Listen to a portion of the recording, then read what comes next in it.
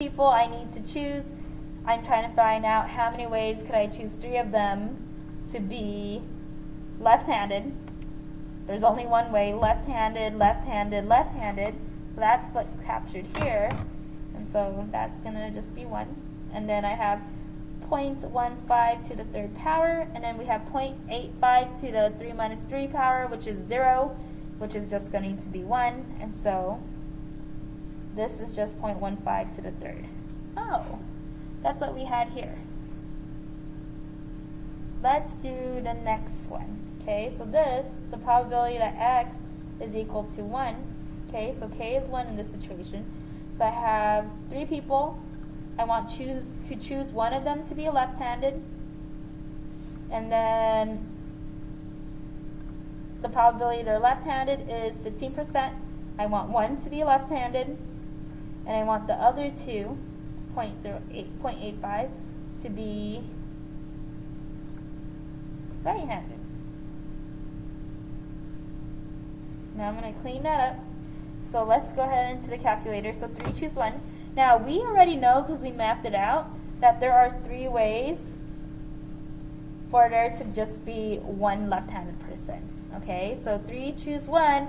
We're expecting that to be 3. So on the calculator, let's see. So math, probability, 3, choose 1. 3. Oh, okay, so 3. And then we have 0.15 to the 1st power times 0.85 to the 2nd power. Now you should be thinking, whoa, that is exactly what we wrote down here to find a probability. The only difference is that now I have this fancy formula that's been doing what we have been doing, and instead of having to map out all the possible ways, I could just use combinations. I have 3 people, I'm trying to choose one of them. Okay? Now, when we found that we only had one more left, so we just took the complement to find it, I'm going to use this formula so that I can figure out what the probability is here without taking the complement. And so now we want the probability that x is equal to 2. Okay? So I have to choose 3 people, and ultimately we want 2 of them to be left-handed. So 3, choose 2. This is the probability of them being left-handed. We want 2 of them. And then this is the probability of not being left-handed, right? 1 minus p. And I essentially want 3 minus 2, which is just 1 of them. Okay, let me go into the calculator here. So 3, choose 2. So math, probability, 3, choose 2 is 3. Oh, okay, so there's 3 ways that can happen. And then we have 0.15 squared times 0.85. Let's calculate that, okay? So the hope is that we get that, 0.058. Okay, so I have 3 times 0.15 squared times 0.85. And I'm getting 0.0573. Okay? Not perfect, but think about it. We did some rounding, but that's fairly close. Okay. So, what happened was that I have made this whole process be a lot easier because there's this pattern, right, of using this formula. Okay, so the formula is super easy to use. I'm just going to label some things, right? So this is, again, your probability of success. And then this is always your probability of failure.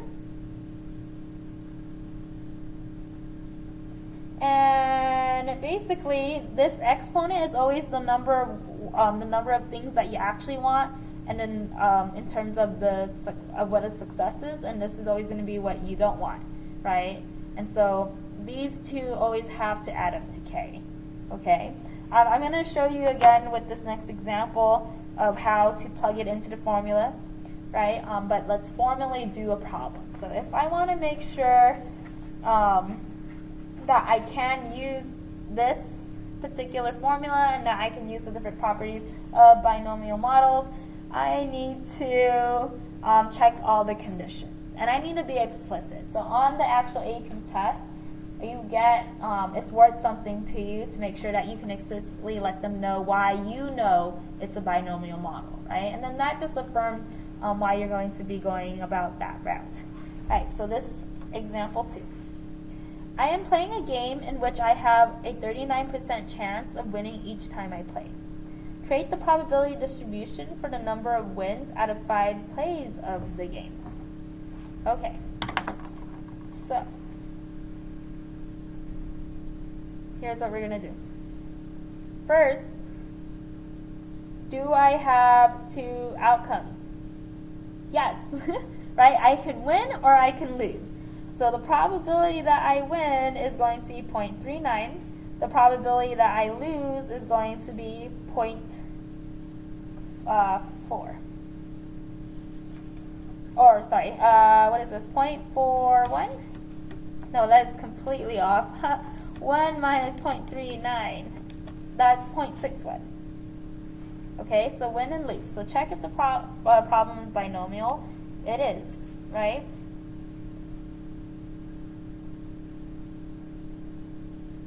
It has 2 outcomes. Win and lose. Now in our situation, I'm going to make win be the success because it's saying create a probability distribution for the number of wins out of 5 plays of the game. Alright, so at that point, this is P. And then I'm going to go ahead and call that Q, the complement, right? 1 minus P. Okay. The second thing we need to check, so I'm just going to flip back over here. The probability of success remains constant, and that's called P. Yeah, it's never going to change, right? So P is constant. Right? Each time I play the game, I still have a 39% chance of winning. Next thing, are these independent? Or, I'm sorry, number of trials is set / known. So number of trials is set / known. Yeah, how many times am I going to play the game? 5. N is equal to 5. Okay, now that's an important piece of information for us. The last one, are these independent? Yes, they are. Right? Each time I play the game, probability of winning remains the same. So I have 2 outcomes. P is constant. I have a set number of trials, and it's independent. Yes, this is a binomial model. Now let me write this in the notation. So we're looking at a binomial model. First thing, so go back to how you want to write this. I want to write, the set number of trials, and then I want the probability of success. Okay, so B, N, and then P, and so that's, in this situation, 5 trials. We're going to play the game 5 times, and our probability of success is going to be 39%. Okay, now we have all those pieces. We can calculate each of the probabilities, so I'm going to go ahead and do that by hand. So, my formula, I'm going to put it right up here so that we can refer to it. So the probability that x is going to equal whatever value it takes up, which we're going to call k, is going to be n choose k times p to the k power, and then I'm going to put q to the n minus k power, right? Q, again, is just 1 minus p, so the complement, the probability of failure, okay? And so for this first one, plug everything in. So in this situation, k is going to be 0. And so I'm going to have the probability that x is equal to 0 is equal to, n is 5. 5 choose 0. And then P, probability of success, was 0.39 to the k power. Okay, so k power, k is going to be 0. So I don't want any wins, and then I want to lose every time. 0.61 to the n minus k, so n is 5 minus 0 is 5. So I'm losing 5 times. Right, so I'm just substituting it in. And then I can go into my calculator, right? So 5 choose 0, think about it. I have 5 games that I play. How many ways can I lose all of them? Only one way. right? And then 0.39 to the 0 power is just going to be 1, and so I only have 0.61 to the 5th power. 0.61 to the 5th power equals 0.084. Okay, so we got 1. So let's continue. So what happens when k is equal to 1? So the probability that x is equal to 1 is equal to 5, choose 1. And then we have 0.39 to the first power because I want 1 win. And then I want to lose 4 times. So it's 0.61 to the 4th power, right? 1 win, want to lose 4 times, and then there are 5 choose 1 ways to do that. Now you can map it out or use this trick, right? That's the reason why it's there. 5 choose 1, so if I go on the calculator, I'm going to math, going to probability, NCR, 5, choose 1, 5. And that actually makes sense. Okay, think about it. I win the first and then lose the last. Or I win the first, lose the second, win the rest. Lose, lose, win, lose, lose, right? So I can map it out. So I know that's going to be 5 different ways. And then this is going to be 1 win. And this is going to stand for your 4 losses, right? So this isn't new to us because this is what we have been doing. It's just now streamlined in a very nice formula where we could just plug in numbers. Okay, and so I can punch that into the calculator and we would find the probability. I'm going to keep going. So this is 5, right? I'm plugging it in. N is 5. K in this situation is 2. P is probability of success, which is 0.39. K again is 2 in this situation because I want 2 wins. Then I have Q, which is the probability of failure, which is 0.61. And then I have N minus K, 5 minus 2, 3. I do want to lose 3 times. And then from there, you go into your calculator, and then you would keep going. Okay, so you would keep going. Now, you must be thinking at this point, oh my goodness, there must be an easier way to do this. Because yes, I now made it easier because now you don't have to map it out. And it's really cool that I have a set pattern so that I just need to plug in my numbers, right? But like this is going to take forever. It's taking a long time, right? And I do need all of them so that I can answer these kinds of questions, which we at this point are very comfortable asking and answering, right? What a pain in the butt. What if I actually change the sample size to be 10? What if n is 10? That means that you have 0 to 10 to do. That's 11 calculations that you have to do. And at that point, you would probably hate me, right? And so, no, we are not going to do that. Okay, so I just put that there to scare you. There is an easier way to do this, and it is by using a calculator. Because if there's problems where you have n is 10, there are going to be problems where n is 100, and when n is 200, and when it starts getting bigger and bigger, and really, we don't have time for that, right? Especially if this appears on the AP test. That's a time test. You don't have time to calculate every single thing, okay? So we're not going to worry about that. I think what you need to be comfortable with is just understanding this formula and to understanding how you plug things in. And so if you have any questions about that, then you want to make sure you ask me during class, okay? So that's going to be important because we're going to be using the calculator to help us, right? Because we want to make sure that we're efficient. But I need you to understand how each of these probabilities were found, right? And how you can use that formula to be able to make that table, okay? So that's going to be super important. Now, to the calculator, right? So thank goodness we have this because then it saves us time. And so when I'm trying to find specifically the probability when x is a particular value, I'm going to use something on the calculator that's known as Binomial PDF. And for you to be able to use that, you just need 3 pieces of information, which are the 3 pieces of information you need to use the formula, right? You need to know how many trials you have, so what is n? You have to know what your probability of success is, otherwise you wouldn't even be able to use the formula. And then, of course, you need to tell me which value of x you're interested in. Okay, so we need n, p, and k. Now, again, k is the number you are looking for. Okay, so for example, let me just put that in parentheses. If I said, please find me the probability that x is equal to 5, k is 5. So that's us being able to find it perfectly, okay? Now the PDF stands for the probability distribution function. Okay? This gives each individual outcome's probability.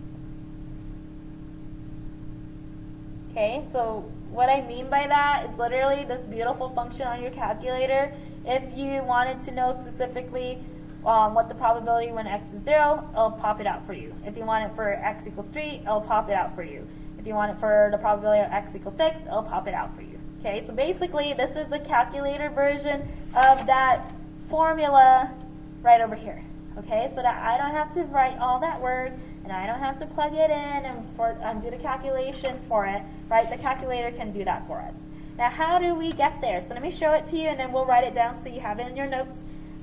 So, on the calculator, okay, so we have this button right here, bars, which is variables, on top in blue, which stands for distributions, right? So D-I-S-T-R. I want to go to the distributions, and it's in blue, so I'm going to hit second, distributions. Now, if you go down, so I'm just bringing the arrow down, I see the binomial PDF, and I click that, and then what I have is trials, P, X value, paste. Now I'm going to play around with that. Okay, let's just go to one of the problems that we just did. I'm going to show you how easy it is to do this. So let's go up here to the left-handed. Okay, so we found all of these by hand, and then I showed you how to do it using the formula. I'm going to show you how quick it is on the calculator, right? So this is a binomial PDF. So for this one, the set number of trials was 3. The probability of success, so the probability that someone's left-handed is 15%. Let's find the hardest one, which was 2. Okay, so x value, 2. Enter, enter. 0.0573. 0.058. Oh my goodness. 0.0573. Okay, so basically, this can find you every probability to fill in your table super quick. It's really nice. Now this doesn't mean I can use this for every single problem. No, you can only use this for problems that are Bernoulli trials. It has to be bimodal. I only can have 2 possible outcomes, right? So this isn't going to work when you have like a spinner and there's like 4 different colors on that spinner. Isn't going to work because there's 4 outcomes, not 2, right? So you want to be careful. You don't want to just be like, oh, it's binomial, let me use this trick. Sometimes you got to just do the problem by brute force like what we've been doing with some of the probabilities. But if you have problems like this one, then you want to go ahead and use that trick. Okay, so on our notes, let's go and add how you find this on the calculator, right? So you're going to go to the second button. So the second, then you want to hit the distribution, right? So that's right above. So we hit second, we're going to distribution, and then all we need to do is go down to your binomial PDF, where you're going to need N, P, and K to be able to have it calculated for you. Okay, I'm going to box that up. This is super important, okay, that you know how to do this on the calculator. It'll make life easy. Okay, now, that's for when you want the exact probabilities, okay? So just go back. So these are me just looking at the table. That's when I want that. But sometimes I want to know when it's less than, or when it's greater than or equal to, or when it's in between, okay? And so that's actually going to matter to us. Alright, so if I wanted to find the probability that x is less than or equal to k, I'm going to use what's known on the calculator, and we actually saw it. So it's the one that's below this one, so it's B. It's called the, excuse me, the cumulative distribution function, okay? And so what that looks like. Binom CDF, and you need N, P, and K to be able to use it. Again, K is the number that you are looking for. Alright, and then just to emphasize that, let me give you another example. Probability that x is equal to 6. Or not, let's do it like this. Probability that x is less than or equal to 6. K is then 6. And so that's what you want to punch into the calculator. Now, the thing that I want you to take note of, this only gives you less than or equal to. Okay, that's important because then that's something you have to take into account when a problem wants you to find greater than, right? Obviously, you would find the below than, and then you can take the complement because we know that all of the probabilities in the distribution table will add up to 1. Okay, so we'll look at an example of that. Now, CDF, so I mentioned it. This is known as the cumulative distribution function. And basically what that means is that it adds up all the probabilities that are below,